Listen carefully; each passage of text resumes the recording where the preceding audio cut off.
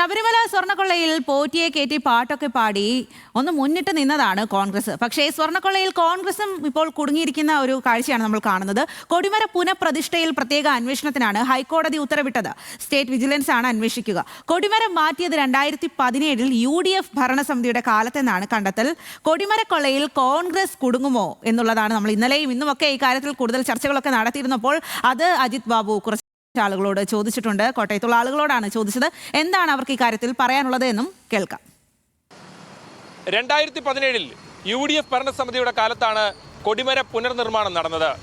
അതുകൊണ്ട് തന്നെ ഹൈക്കോടതിയുടെ ത്വരിതാന്വേഷണത്തിനുള്ള നിർദ്ദേശത്തിന് പിന്നാലെ രാഷ്ട്രീയമായ ചോദ്യങ്ങൾ കൂടി ഉയരുകയാണ്.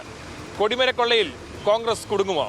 പക്ഷേ ഈ ഭരണസമിതിക്കാരെല്ലാവരും ഇതിനകത്തുണ്ട്, എല്ലാവർക്കും ഇതിനകത്ത് പങ്കുണ്ടെന്നുള്ള കാര്യം ഉറപ്പാണ്.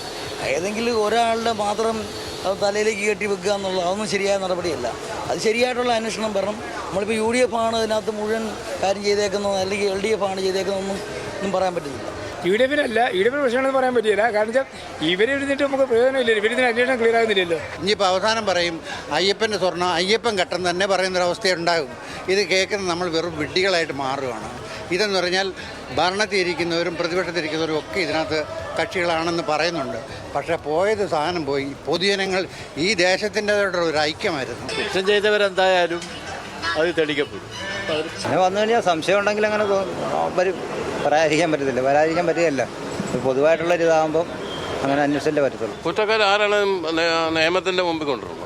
ഏതാണേലും എന്ത് തെറ്റ് ചെയ്താലും അത് തെളിയിക്കുക എന്നുള്ളതാണ് ഏറ്റവും ആവശ്യം. ആരാണേലും ഒരിക്കലും നടക്കാൻ പാടില്ല. അയ്യപ്പന്റെ മുതൽ ആരെടുത്തോ അവരെ ശിക്ഷിക്കാറ്. ഇപ്പോഴത്തെ ദേവസ്വം മന്ത്രി, അതായത് 10 കൊല്ലമായിട്ട് കേരളത്തിൽ ഭരിച്ചുകൊണ്ടിരിക്കുന്നത് CPM ആണ്. ദേവസ്വം മന്ത്രി, ഇപ്പോഴത്തെ ദേവസ്വം മന്ത്രി വാസവനാണ്. വാസവൻ ഉൾപ്പെടെയുള്ള ആൾക്കാർ ഒരുമിച്ച്, അതായത് പോറ്റിയായിട്ട് നിൽക്കുന്ന ഫോട്ടോകൾ ഇപ്പോൾ വരുന്നുണ്ട്. അങ്ങനെ കോൺഗ്രസിലേക്ക് നീങ്ങുന്നു എന്ന് പറയുന്നതിനകത്ത് എന്തെങ്കിലും ഉണ്ടെന്ന് എനിക്ക് തോന്നുന്നില്ല. ചോദിക്കുന്ന എല്ലാവർക്കും വിഷയത്തിൽ പ്രതികരണങ്ങളുണ്ട്. ശബരിമലയുമായി ബന്ധപ്പെട്ട എല്ലാ വിഷയങ്ങളിലും ശക്തമായ അന്വേഷണം നടക്കണമെന്നാണ് പൊതുവായ ആവശ്യം.